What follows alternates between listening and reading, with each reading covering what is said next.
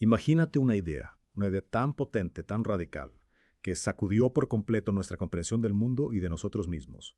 Una idea que en su momento a muchos les parecería una locura, casi una herejía. Hoy en el Deep Dive nos vamos a sumergir en ese día. Vamos a explorar sus cimientos, sus raíces, y lo vamos a hacer de la mano de uno de los pensadores más influyentes de la historia. Exacto. Hoy vamos a explorar los primeros argumentos de Charles Darwin sobre el origen del ser humano. Vamos a bucear en su obra El origen del hombre, concretamente en la versión audiolibro que puedes encontrar en el canal de YouTube AMEM Audiolibros. Nos centraremos en los primeros capítulos donde Darwin empieza a construir su teoría, a sentar las bases de su revolucionaria visión de la evolución humana. Nuestra misión hoy es desgranar esos argumentos iniciales. Queremos que entiendas las pruebas que Darwin reunió, la lógica que le llevó a sus conclusiones. Y todo esto sin perdernos en detalles técnicos, de una forma accesible y que te permita comprender la esencia de su pensamiento. Para que te hagas una idea de por dónde van los tiros, Darwin se basa en la comparación de la anatomía humana con la de otros animales, en la observación del comportamiento animal y en el estudio de esas estructuras que parecen ser restos de un pasado evolutivo, los llamados órganos rudimentarios. Empecemos por el principio. Darwin parte de una idea muy clara. La enorme diversidad que existe dentro de la especie humana. Somos distintos en apariencia física, claro, pero también en nuestras capacidades mentales. Y esta variación, esta diversidad es fundamental para su argumento. Y aquí surge una pregunta clave. ¿Son estas diferencias hereditarias? ¿Se transmiten de padres a hijos siguiendo las mismas leyes que rigen la herencia en el resto de los animales? Darwin se pregunta si los rasgos se heredan a edades similares, si hay correlaciones entre diferentes características, cómo afecta el uso o desuso de ciertas partes del cuerpo a lo largo de generaciones. Darwin va más allá y se pregunta también si los seres humanos estamos sujetos a las mismas anomalías en nuestro desarrollo. Si, por ejemplo, se puede detener el desarrollo de alguna parte del cuerpo, o si, por el contrario, se puede duplicar. Y si en esos casos podemos observar una especie de retroceso, una reversión a formas más primitivas. Otra cuestión que Darwin explora es si la humanidad ha llegado a desarrollar variedades, razas tan distintas que podríamos considerarlas especies diferentes. Y si es así, ¿cómo se distribuyen estas razas? ¿Qué ocurre cuando se cruzan? Pero quizás la pregunta más importante que Darwin se plantea al inicio es si la población humana crece con la suficiente rapidez como para generar una verdadera lucha por la vida. Una competencia en la que aquellos con características ventajosas, ya sean físicas o mentales, tendrían más posibilidades de sobrevivir y reproducirse, transmitiendo esas características a su descendencia.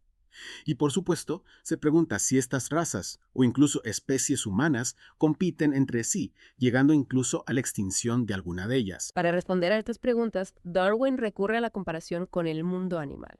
Uno de los puntos centrales de su argumento es que la similitud entre los humanos y los animales superiores, especialmente los monos, es innegable. Y empieza por un punto que puede resultar sorprendente: la susceptibilidad a ciertas enfermedades.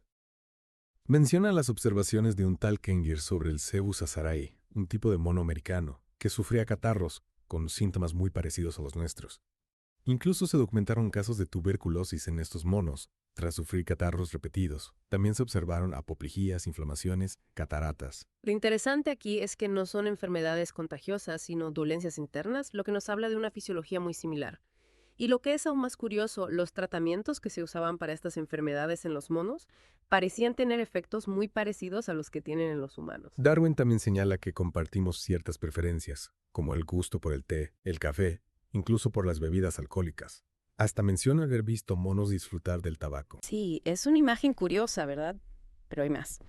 Darwin relata una anécdota sobre cómo en el norte de África se cazaban mandriles utilizando cerveza fuerte como cebo, los mandriles se emborrachaban y al día siguiente mostraban todos los síntomas de una buena resaca. Estaban tristes, de mal humor, se llevaban las manos a la cabeza e incluso rechazaban más cerveza prefiriendo zumo de limón.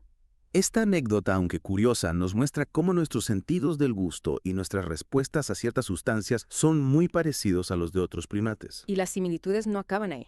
Darwin señala que los humanos albergamos parásitos, tanto internos como externos, que pertenecen a los mismos géneros o familias que los parásitos que encontramos en otros mamíferos. Incluso la forma en la que cicatrizan las heridas es muy similar. La función reproductiva también presenta muchísimas similitudes.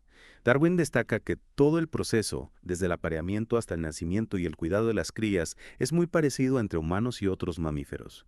Incluso las crías de los monos son tan vulnerables y dependientes como los bebés humanos. Finalmente, Darwin habla del dimorfismo sexual, es decir, las diferencias físicas entre machos y hembras. Argumenta que las diferencias que vemos en los humanos en cuanto a tamaño, fuerza muscular o cantidad de vello son comparables a las que vemos en muchos otros mamíferos. Darwin también introduce en este punto la opinión de Thomas Henry Huxley, un biólogo muy importante de la época. Ante la pregunta de si el origen del ser humano es fundamentalmente distinto al de otros animales, Huxley responde con un no rotundo. Huxley argumenta que las primeras etapas del desarrollo embrionario humano son prácticamente idénticas a las de los animales que están justo debajo de nosotros en la escala zoológica. Es decir, que desde el punto de vista del desarrollo temprano, los humanos estamos más cerca de los monos que los monos de los perros, por ejemplo. Y ahora llegamos a una pieza fundamental del argumento de Darwin, los órganos rudimentarios. Darwin observa que no existe ningún animal superior, incluyéndonos a nosotros, que no posea alguna parte del cuerpo en estado rudimentario.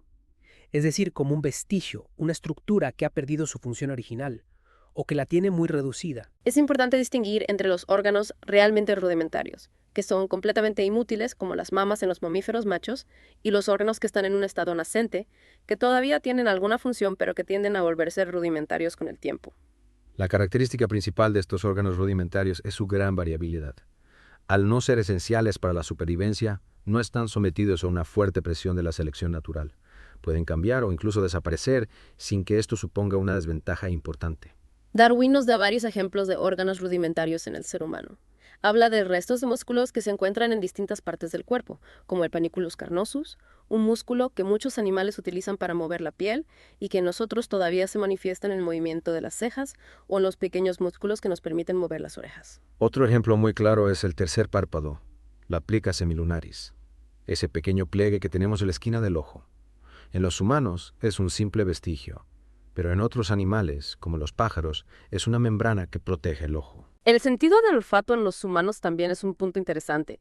Darwin argumenta que, aunque en algunas poblaciones humanas está más desarrollado, en general es mucho menos importante para nuestra supervivencia que para la de muchos animales.